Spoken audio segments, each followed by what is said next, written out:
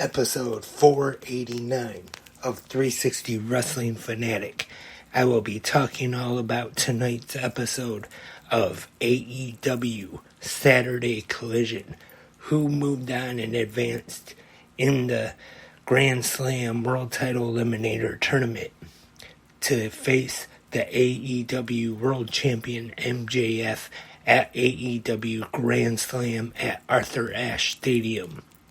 Right here, right now, 360 Wrestling Fanatic.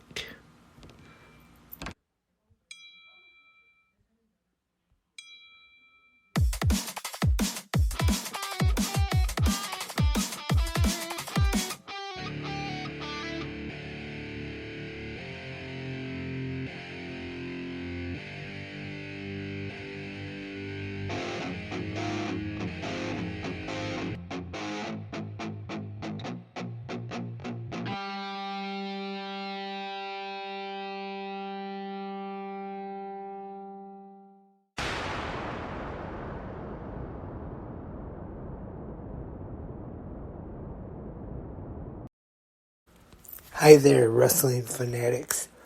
Welcome to episode 489 of 360 Wrestling Fanatic. I'm Lance Brock, as always, and Saturday night's all right for fighting, because on this episode right now, we're going to be talking about AEW Saturday Collision with just about 6 days after the all-out pay-per-view last Sunday, and tonight the start of the Grand Slam Title Eliminator Tournament. And let's just get right into it. Tonight, AEW Saturday Collision was live on TBS from Cleveland, Ohio, at the Rocket Mortgage Field House. And we start things off and the new but first, I always forget something.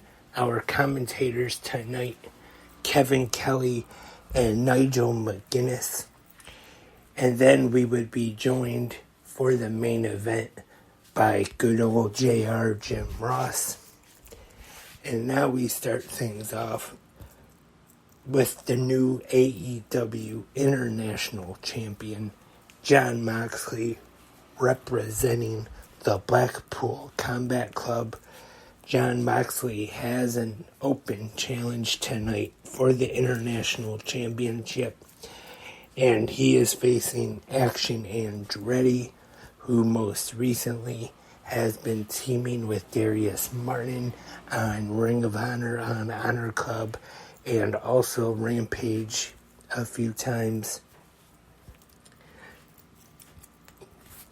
For this match, Moxley has a pre-match promo inserted, and not a bad match here, I thought. Jon Moxley getting the submission win over Action Andretti to retain his newly won AEW International Championship. For this one, I'm probably going to have to give it 2.5 out of 5 ring bells. Not a bad match, but I thought it was a pretty good way to start off the show tonight.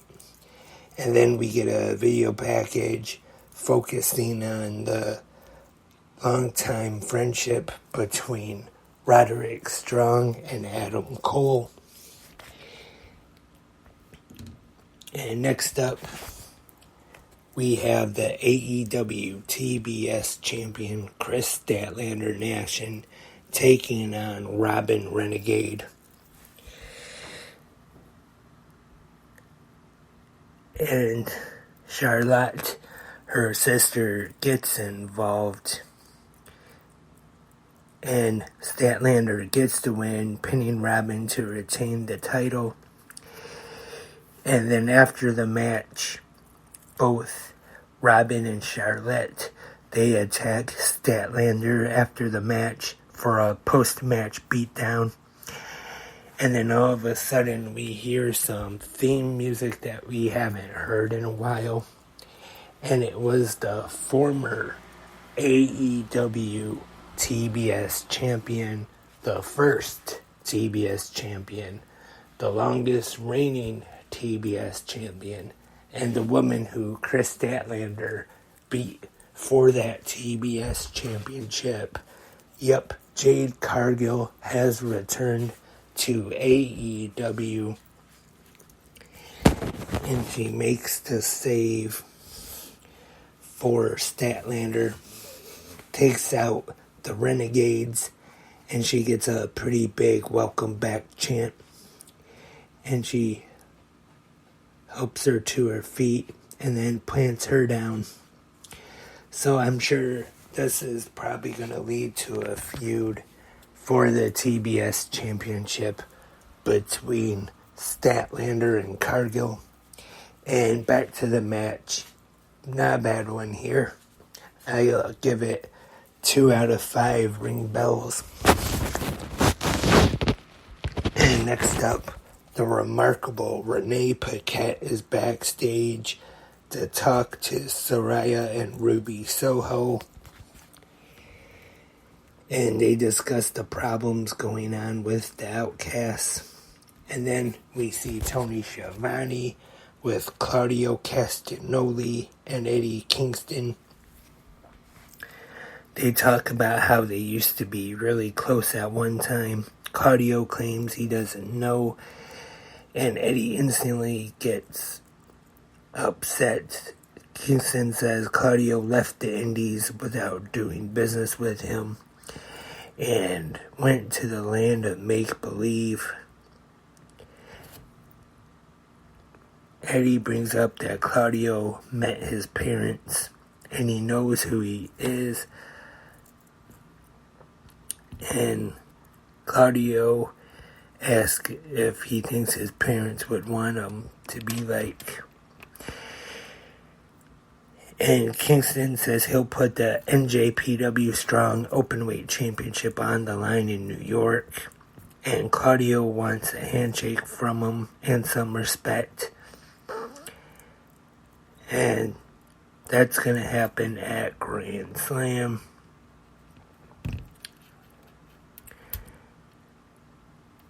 And next up, we have a trios match.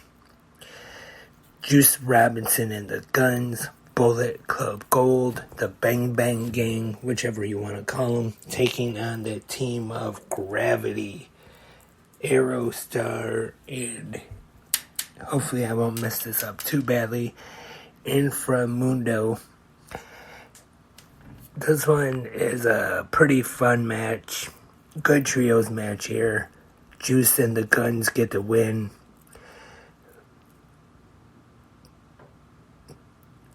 And I give it 2 out of 5 ring bells. And then next up we have a video package of CJ Perry, the wife of Miro. I thought this was pretty well done because it was kind of like those video packages we have seen of Miro talking about his God and his hot, flexible wife. But this time it was just her doing it. And again, I thought it was done pretty well. I thought CJ Perry's promo skills and her talking skills were pretty good in this video too. She says, I was your first casualty on the righteous road. You left me. She says Miro lost himself when he lost the TNT championship. She wanted to surprise him last week and show him that she would help him win the title back, but he was so stubborn and not in the good way. If he really wants to go down this path, she respects that, but it means she'll have to go down hers. She's so torn, she sat on the sidelines for 2 years, tearing herself down, breaking herself apart, and asking herself if she has what it takes, and every part of her is yelling at her not to leave until she finds out. I thought this was actually quite a good video package here. I don't know about you, but I actually enjoyed this quite a bit. So far, it looks like CJ Perry is just going to be a character and not in not as a wrestler, I should say, which is probably for the best. I'd say her character work and her mic work are better than her wrestling ability in the ring. And we get a promo with the Acclaimed and Billy Gunn. They talk about winning the Trios Championships at All in London and defending them, hanging out with Dennis Rodman. And the next stop is New York City for Grand Slam. And they talk about how they won the tag team titles at last year's Grand Slam. And then they talk about taking over the world. Next up, we have Rey Fenix taking on Angelico. Fenix has Alex Abrahantes, the hype man, in his corner. I thought this one was a good match. I give it 3 out of 5 ring bells. Fenix getting the win. Next up, we have Tony Schiavone in the back with the AEW World Tag Team Champions, FTR. And they want to take on one of the young tag teams in AEW for the tag team titles. And then later, we find out that next week that they will be taking on Iron Savages for those AEW World Tag Team Championships. Next up, we have our first match in the Grand Slam World Title Eliminator Tournament, or semifinal, I should say. Roderick Strong taking on Darby Allin. I thought this was a fun match, but before the match started, we see Darby Allin in the back about to make his entrance on his skateboard, and at this time he is attacked by Luchasaurus along with Christian Cage. They beat him down in the back, but then Darby makes his way out to the stage anyway, and he is being accompanied by Nick Wayne, who is trying to talk him into it, motivate him. And I thought this one was a good match here. Darby Allin not 100%. And at one point, we see AR Fox make his way out to the ring since Roderick Strong has the Kingdom with him in his corner. He comes for some backup for Darby Allin, but Nick Wayne still upset with him about everything that has happened and doesn't want him there, but Fox stays, and then the Kingdom get involved, and Fox goes for a moonsault off the top rope, but accidentally hits Nick Wayne by mistake. And then in the ring, Roderick Strong hits Darby with the End of Heartache for the win to advance to the finals of the Grand Slam World Title Eliminator Tournament. And then Wayne and Fox argue after the match is over. And then after, we get a video package focusing on Powerhouse Hobbs. And he says every man has his limit, and he took Miro to his. He proved that he prays to no man, but he looks to the book of Hobbs for guidance. The chapter is still written, but everyone will fall. Then we see backstage Keith Lee, and Renee Paquette asks him about his plans to go solo on Collision. He says there are certain individuals who are avoiding him, and he has to get work done somewhere. He'll do it here. And his advice, run. Next up, Tony Schiavone is in the ring, and he brings out the American Dragon, Bryan Danielson. He asks him what's next for him. Danielson says that he has told his daughter, Birdie, that once she turned 7, that he would start finishing up his career, and she is currently 6. He's a man who keeps his promises, especially to the people he loves, so time is running out. But he says that he will not go gently into that night. If you think he will, you don't know who he is. He's going to kick everybody's head in, because if this is the last year, if this is the final year, this will be the most epic year of his career. He's calling his shot Wrestle Dream on October 1st in Seattle. He wants to face Zack Sabre Jr., but Absolute Ricky Starks and Big Bill make their way out. He says it's fitting that Danielson is on Collision, that he has to sit in catering once again. The attention seems to fall on the other person. But after Sunday, he thinks he's got everybody's attention. And he talks about now how he was given breadcrumbs, but he wanted a full course meal. He realizes that Danielson didn't tap him out, and he had to wake up in a crimson mask.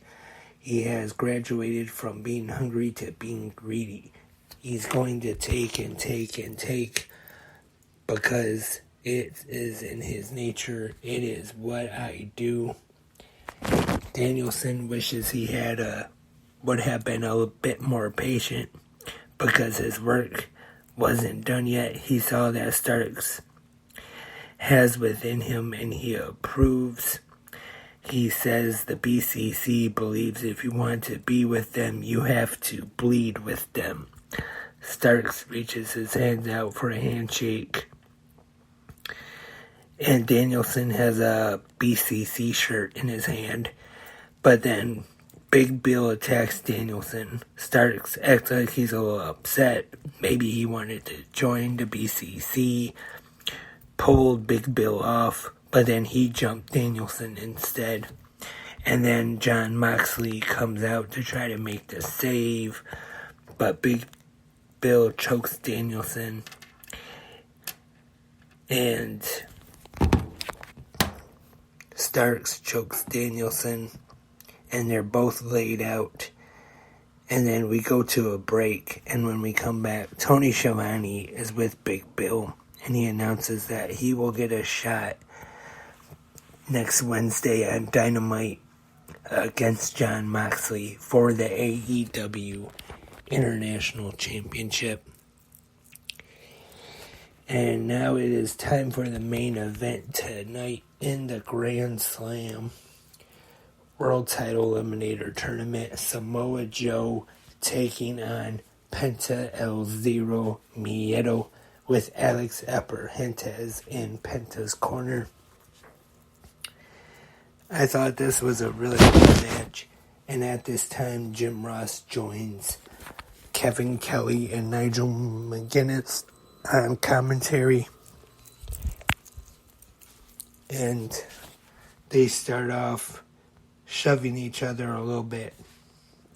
Penta does the zero fear thing. And then Joe kind of rocks him off a little bit. Strong is shown watching on a monitor backstage. And they exchange some chops on the outside.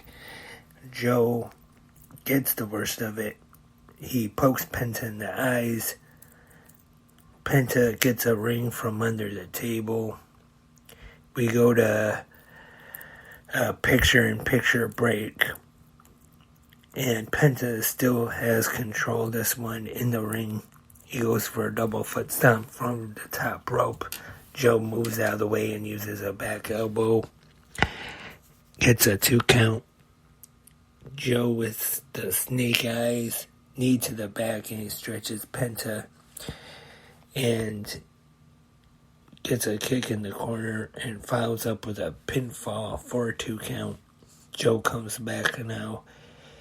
And Penta was ready and manages to get one away. Anyway, I should say. And he goes for the dive. Joe moves. And Penta goes through the table. Joe slides him back into the ring. Gets a 2 count. And we are informed by Kevin Kelly at this time that there's going to be a little bit of overrun at the top of the hour. Tony Khan says we're going to stay with this match till there's a winner. And Joe gets in the Conquista clutch.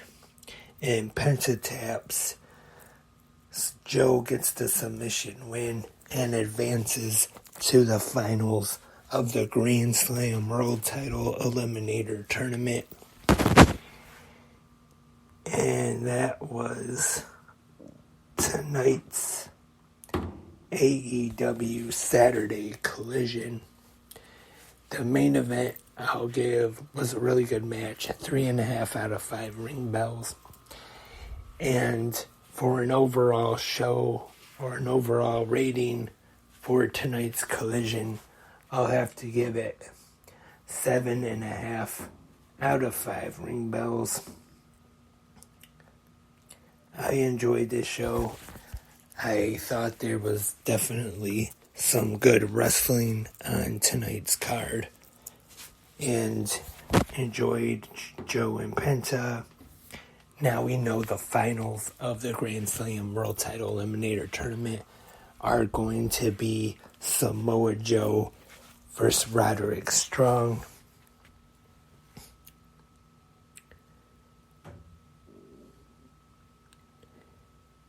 And that's all for this episode of 360 Wrestling Fanatic.